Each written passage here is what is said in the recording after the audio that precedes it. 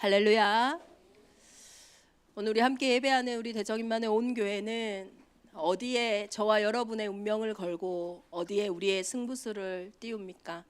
오늘 우리 성가대 찬양처럼 하나님의 말씀에 정말로 저와 여러분의 운명을 걸고 우리의 인생의 승부수를 띄운다면 하나님은 살아계시고 또 하나님은 반드시 말씀을 성취하시기에 그 여정 속에 저와 여러분이 있을 줄 믿습니다.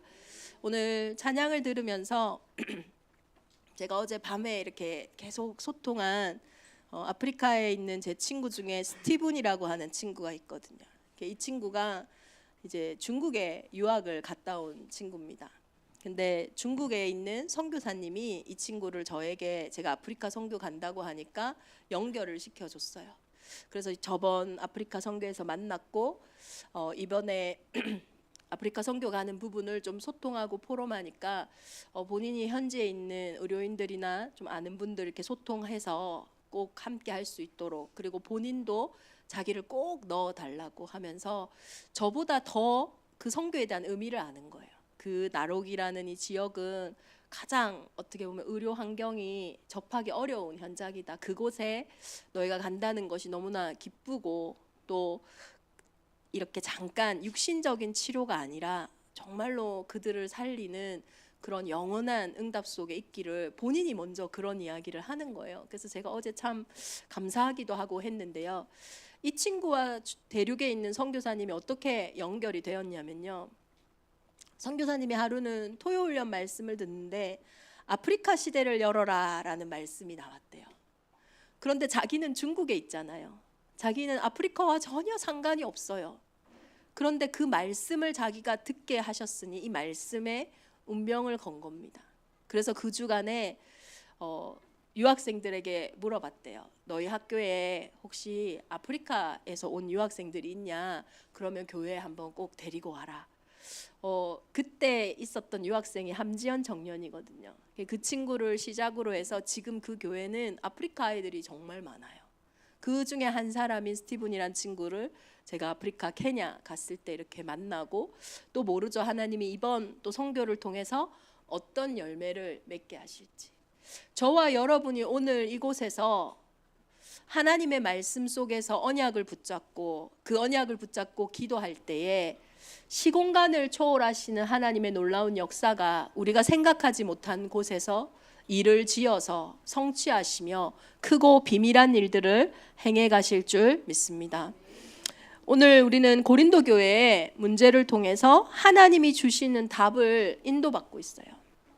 오늘 본문은 우리가 처음 들으면 조금은 낯설 수 있는 우상의 제물 문제예요.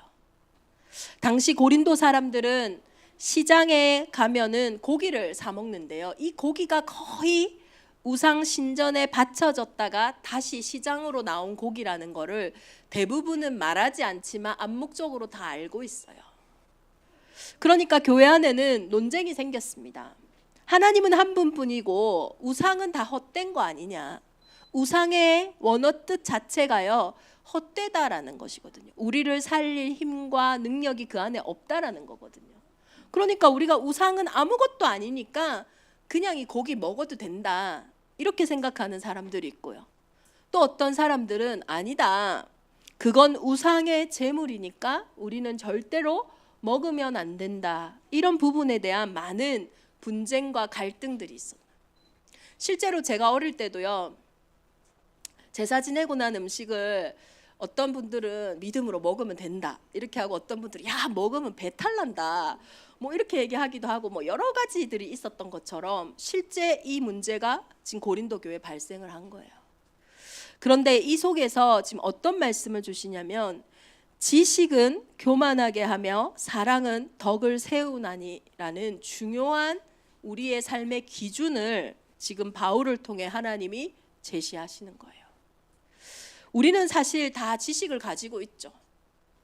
어느 정도 신앙생활을 한 분들은 다 복음에 대한 지식도 가지고 계시고 복음이 뭔지도 사실은 알고 있어요. 그런데 진짜 중요한 것은 사실은 사랑이라는 거예요. 지식이 나쁜 것은 아닙니다. 그런데 사랑이 없는 지식이 문제입니다. 사랑이 없는 복음은요, 오히려 사람을 죽여요. 왜냐하면 그건 율법이거든요.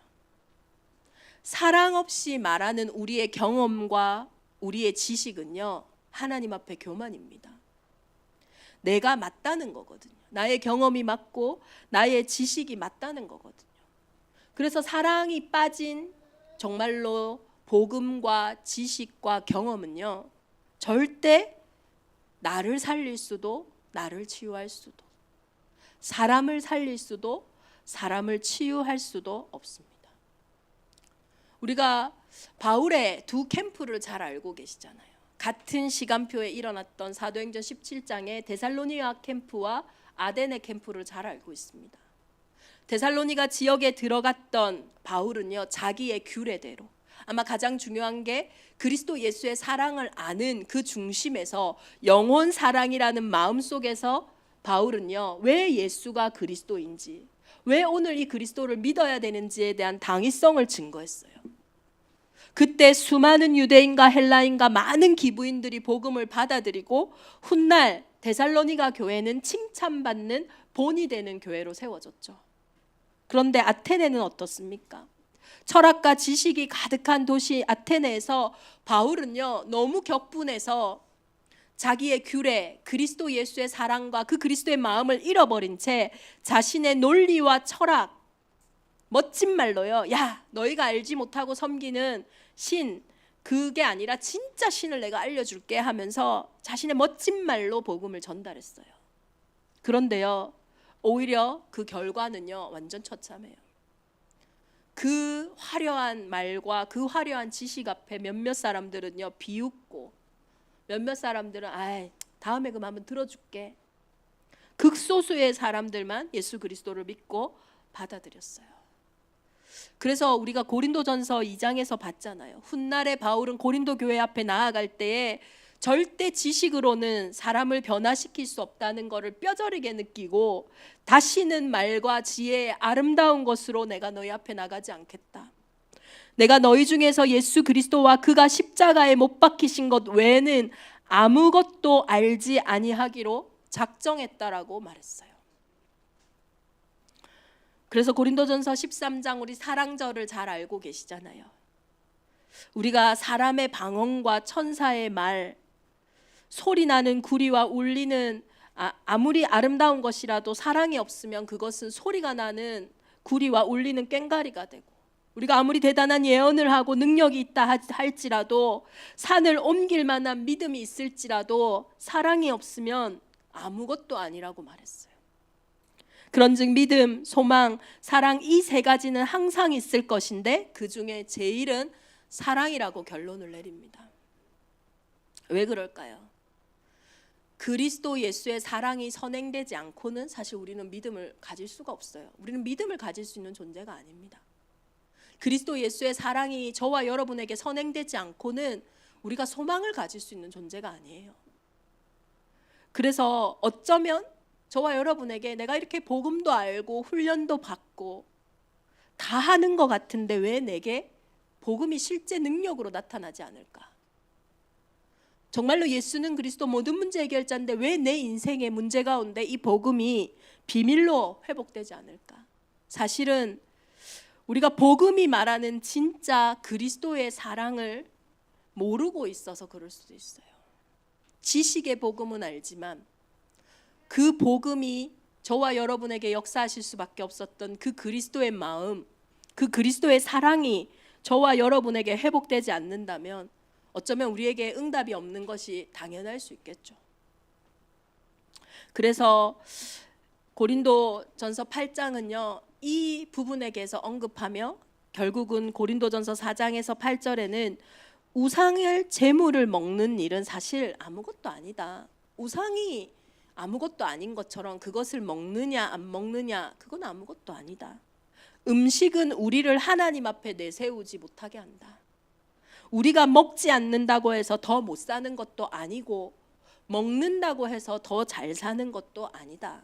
무슨 말이냐면요, 실제로 저와 여러분을 살리는 다른 길이 없다라는 거예요. 그 재물을 먹는다고 해서 죽고 먹는다고 해서 산다, 사실 그 문제가 아니지 않냐. 저와 여러분을 살리는 다른 길이 없음을 말씀하고 계시는 거예요. 죽은 자는 절대 스스로 살아날 수 없어요. 성경이 말하는 저와 여러분의 인생의 문제는요, 죽은 문제입니다. 그래서 우상으로도 하나님 외에 우리를 살릴 수 있는 다른 길이 없어요. 우리의 육신이요, 어떻게 보면 살아서 움직이고 우리가 말을 하고 행동을 하고 우리가 결정을 하고 막 살아가니까 이게 더 문제예요. 내가 육신이 살아있기 때문에 사실 내 인생의 문제가 살아있다고 생각할 수 있어요. 그런데 실제 내 삶 속에 내 인생을 좌지우지하는 그 문제는 죽은 문제입니다. 다시 말해서 지옥 배경에서 온 문제예요. 그래서 너무나 수고하고 무겁죠. 내 힘으로 내 능력으로 빠져나올 수 없기 때문에 더 그렇게 느낄 수 있어요. 그럼 과연 다른 사람이 도울 수 있냐? 못 도와요. 내가 가지고 있는 부, 지식, 명예 그 어떤 것도요, 해결해 줄 수 없다는 것이 성경이 말하는 우리 인생의 죽은 문제, 원죄요 그 결과로 나타난 영적인 문제라는 거예요. 그러니까 이 죽은 문제를 꼼짝달싹하지 못하는 문제를 내가 해결할 수 있다라고 생각하는 그 상태가 사실 불신앙의 상태거든요. 그러니 낙심하고, 그러니 어떨 때는 기분 좋고 어떨 때는 또 무너지고 업다운 될 수밖에 없는 거예요. 진짜 문제가 해결되지 않고 네 눈에 보이는 것을 바꾸는 인생은요, 진짜 헛수고하는 인생이거든요. 그래서 가장 큰 복음의 비밀이 뭡니까? 죽은 문제이기 때문에, 소망이 없기 때문에, 우리가 아직 죄인 되었을 때, 이것이 복음의 시작이에요. 우리가 아직 죄인 되었을 때, 그리스도께서 우리를 위하여 죽으심으로 하나님께서 우리에 대한 자기의 사랑을 확증하셨느니라. 저와 여러분이 깨달았을 때, 저와 여러분이 뭔가 회복했을 때, 저 사람이 말을 알아들었을 때, 그때가 아닙니다. 우리가 아직 죄인 되었을 때, 전혀 소망이 없을 때, 전혀 상대에게도 답이 없을 때, 그때에 그리스도께서 우리를 위하여 죽으심으로, 문제를 알기 때문에 그리스도가 먼저 주어가 되셔서 이 땅에 오신 것이라니까요. 그러니 아무나 십자가에 죽는다고 우리의 죄, 운명사주팔자가 해결되는 게 아니에요. 죄인은 절대 죄인을 구원할 수 없습니다. 그래서 죄가 없어야 돼요. 그리고 정말 구원자가 되시려면 죄의 결과인 죽음, 죽음의 권세를 잡은 자, 사단, 마귀, 귀신을 이길 힘이 있어야 돼요. 그래서 처음부터 약속하신 거예요, 그리스도를. 우리가 아직 죄인 되었을 때 그리스도께서, 저와 여러분이 죄인된 그 문제, 다시 말해서 내 힘으로 내 능력으로 빠져나올 수 없는 그 문제는 그리스도께서 하셔야 된다는 거예요. 우리가 아직 그 문제 속에 있을 때, 내가 여전히 그 상태 속에 있을 때에 그리스도께서 우리를 위하여 죽으심으로 우리에 대한 자기의 사랑을 확증하셨느니라. 근데 우리는 우리가 아직 죄인 되었을 때 뭐합니까? 내가 이렇게 말하고 저 사람이 저렇게 말하고 내가 이렇게 행동하고, 그리스도께서가 아니면 그 죄인된 상태를 해결할 다른 길이 없다니까요. 그래서 창세기 3장 15절에 처음부터 원시 복음 주신 거 아닙니까? 내가 너로 여자와 원수가 되게 하고 내 후손도 여자의 후손과 원수가 되게 하리니 여자의 후손은 내 머리를 상하게 할 것이요 너는 그의 발꿈치를 상하게 할 것이니라 하시고, 처음부터 이 여자의 후손을 약속하신 이유가 뭡니까? 우리가 아직 죄인 되었을 때 그 죽은 문제로 나타난 내 인생의 삶의 문제는 그리스도께서가 아니면 해결할 수 없다는 것을 말씀하고 계시는 거잖아요. 이 예수가요, 그리스도입니다. 그래서 저와 여러분에게 가장 먼저 무엇을 해야 하냐, 안 해야 되냐, 이거 이전에 선행되어야 되는 것은 그리스도 예수의 사랑이에요. 나를 먼저 사랑하신 그 은혜, 나를 먼저 택하신 그 은혜, 그것이 내게 회복되어질 때 그때 믿음도 생기고 그때 소망도 생기는 것입니다. 그래서 저와 여러분이 진짜 이 그리스도의 사랑으로 구원받았다면요, 이제는 우리가 살아가는 여정도요, 그 사랑이 근거되어져야 돼요. 그래서 오직 의인은 믿음으로 말미암아 산다, 이 말씀에 보면요, 그 믿음이라는 거 앞에 선행된 것이 은혜고, 그 은혜가 그리스도 예수의 사랑이잖아요. 우리가 이 믿음으로 살아갈 때요, 복음의 진짜 능력이 나타나요. 근데 여러분이 믿음으로 안 살면 뭘로 산다는 거예요? 내 지식으로 산다는 거겠죠. 내 경험으로 산다는 거겠죠. 내 기준으로 사실 산다는 거겠죠. 다른 걸로 살아가고 있다니까요. 그런데 그것은 절대로 나를 살릴 수가 없어요. 복음의 참 중요한 답이 뭡니까? 로마서 1장 17절을 볼 때마다요, 저는요 언제나 다시 시작할 수 있더라고요. 복음에는 하나님의 의가 나타나서, 복음에 하나님의 의가 나타나요. 그런데 그 의가 우리를 믿음에서 믿음으로 이르게 한대요. 아니, 나는 믿음 없는데, 나는 소망 없는데, 그것이 아니라 믿음에서 믿음으로 이르게 한대요. 그게 뭡니까? 우리를 믿는 하나님의 믿음, 우리를 사랑하시는 그 그리스도의 사랑이 저와 여러분을 하나님을 믿는 믿음으로 인도한다라는 거예요. 우리 안에서 어떤 생각이, 마음이, 의지가 막 생겨가지고 우리가 믿는 게 아니에요. 우리를 사랑하시는, 내 영혼을 불쌍히 여기시는, 내 상태를 가장 기뻐하시는 그 하나님이 우리를 불쌍히 여기시는 그 사랑이 믿음이 되어져서요, 그 믿음에서 믿음으로 간다는 거예요. 저는 할 수 없습니다. 그러나 내 안에 계시는 하나님은요, 제가 할 수 있다고 지금도 내 안에서 나를 위해서 기도하시고 나와 함께하고 계세요. 다른 믿음이 아니에요. 내 안에 계시는 하나님이 자신의 모든 것을 가지고 내 인생을 지키고 계신다니까요. 항상 함께하고 계신다니까요. 그 믿음에서 믿음으로 가는 거예요. 그래서 저와 여러분은요, 언제나 다시 시작할 수 있어요. 왜냐? 하나님이 내 안에서 항상 함께하고 계시니까요. 그 믿음으로 가는 거니까요. 내 믿음으로 가는 게 아니에요. 그러면 믿음 없음에서 믿음으로 가야 된다니까요. 그런데 저와 여러분이 구원 얻을 그 어떤 것이 인간에게도 없기 때문에 하나님이 은혜로 우리에게 그 믿음을 허락하신 거예요.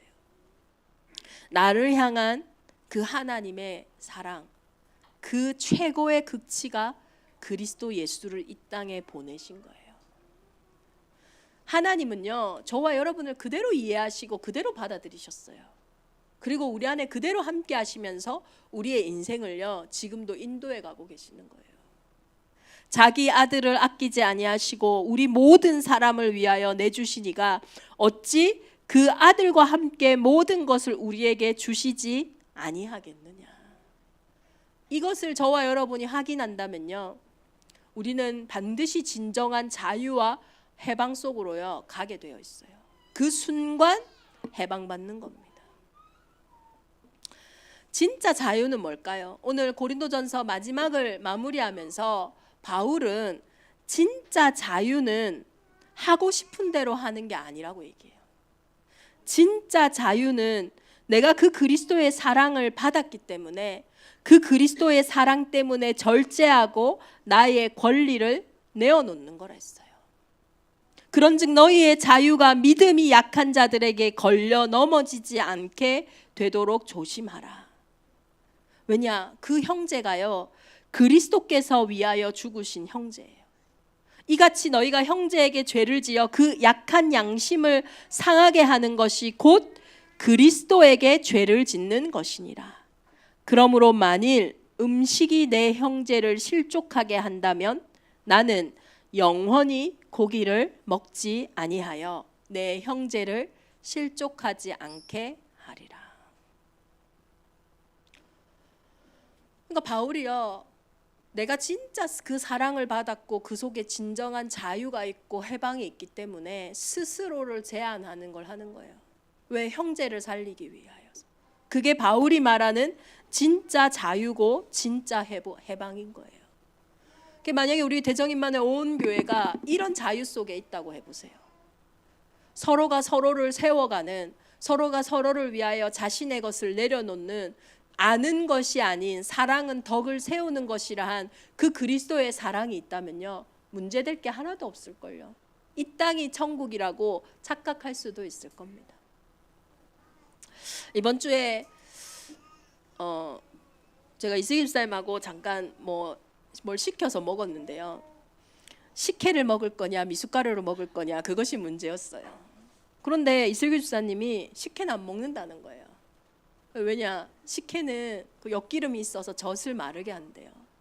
그러니까 내 아들을 위해서 나는 식혜를 먹고 싶어도 그 자유를 제한하는 이것이요, 진정한 사실은 자유 아닙니까? 진정한 사랑이잖아요. 뭐 그 부분이 막 억울하고 그 부분이 막 힘들고 그렇겠습니까? 저와 여러분이 진짜 복음의 비밀을 안다면요, 사실 내가 손해보는 것 같아도요, 그게 절대 아니에요. 왜냐하면 하나님이 살아계시기 때문이시고 그것이 하나님의 최고 비밀인 복음의 능력이기 때문이에요. 야고보서 4장 10절에 보면 주 앞에서 낮추라 그리하면 주께서 너를 높이시리라. 제가 이 말씀을 모를 때는요, 내가 자꾸 나를 높이려고 했어요. 인정받으려고 했어요. 사랑받으려고 했어요. 그런데요, 내가 정말로 그리스도 앞에서 낮춰서 행하는 모든 것들은 없어지는 것 같은데 절대 없어지지 않아요. 망하는 것 같은데 절대 망하지 않아요. 뭔가 내가 손해보는 것 같은데 절대 손해보지 않아요. 하나님이 나를 높이신다니까요.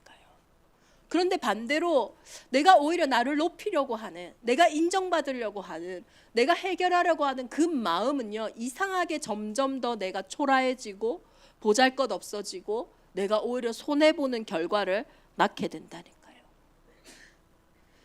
우리 대적인만의 온 교회가 어쩌면 우리는 그 우상 앞에 있는 재물을 먹는 거 아무것도 아닌 일일 수 있어요. 그런데 믿음이 약한 자는 그걸 보고 실족할 수도 있어요. 저와 여러분에게 아무것도 아닌 일이 다른 사람의 믿음을 흔드는 일이 있을 수 있단 말이에요. 또 내가 이건 정답이야, 이렇게 해야 돼 라고 생각하는 어떤 주장은요, 누군가를 정죄하고 누군가를 무너뜨리는 게 될 수 있어요. 그런데 더 중요한 거는요, 저와 여러분이 미래를 알 수 없는데 과연 우리가 지금 정답이라고 하는 것들이 그 미래에도 정답이냐는 거예요. 지금 우리가 맞다라고 하는 것이 시간이 지나고 났을 때 그게 진짜 맞냐라는 거예요. 그래서 야고보서 4장 13절 14절에 보면 들으라 너희 중에 말하기를 오늘이나 내일이나 우리가 어떤 도시에 가서 거기서 1년을 머물며 장사하여 이익을 보리라 하는 자들아, 내일 일을 너희가 알지 못하는도다. 너희 생명이 무엇이냐? 너희는 잠깐 보이다가 없어지는 안개니라. 무슨 말입니까? 미래가 우리 손에 없는데도 우리는 많은 부분들을 호언장담하고 많은 부분들을 내가 아는 것 가지고 판단하고 나아간단 말이에요. 이번 한 주간 우리 대정인만의 온 교회가요, 어떤 내가 복음 안에서 다 끝났으니까 그런 내 기준의 자유함도 아닌, 그렇다고 내 기준의 방종도 아닌, 또 다 끝났는데 아직도 그 그리스도의 사랑을 모르니 여전히 묶여있고 매여있는 그것도 아닌, 진짜 그리스도 예수의 사랑으로 나를 살리고 상대를 살리고 현장을 살리는 정말로 성숙한 복음 공동체가 되기를 예수 그리스도 이름으로 축원합니다. 우리 주신 말씀 붙잡고 함께 기도하겠습니다. 하나님, 이번 한 주간 내가 가지고 있는 지식에, 내가 가지고 있는 방법으로 해결되지 않는 그 문제 속에, 그 갈등 속에, 그 방법 속에 이번 한 주간 그리스도 예수의 사랑이 회복되게 하여 주옵소서. 정말로 내가 그리스도를 사랑하면 하나님도 그 사랑을 알아주신다고 했는데, 내가 안다고 하면 하나님도 나를 모른다고 하신다고 했어요. 아는 것이 아니라고 했어요. 이번 한 주간 믿음, 소망, 사랑 중에 제일 된 사랑이 우리의 모든 판단과 우리의 모든 결정과 또 내 스스로의 많은 영적인 갈등 속에서 그 사랑을 먼저 회복하는 은혜가 있게 하여 주옵소서. 만일 음식이 내 형제를 실족하게 한다면, 만일 내가 내 생각과 마음이 나를 실족하게 한다면, 나는 영원히 고기를 먹지 아니하며 내 형제를 실족하지 않게 하리라고 결단한 그 바울과 같이 나를 넘어서는 결단, 나를 살리는 결단, 사람과 현장을 살리는 믿음과 결단이 이번 한 주간 우리에게 있게 하여 주옵소서. 오직 복음이 유일하기에, 오늘도 이 복음이 완전하기에 이 복음의 생을 거는 우리 온 교회가 되게 하여 주옵소서. 우리 시간 합심으로 함께 기도하겠습니다.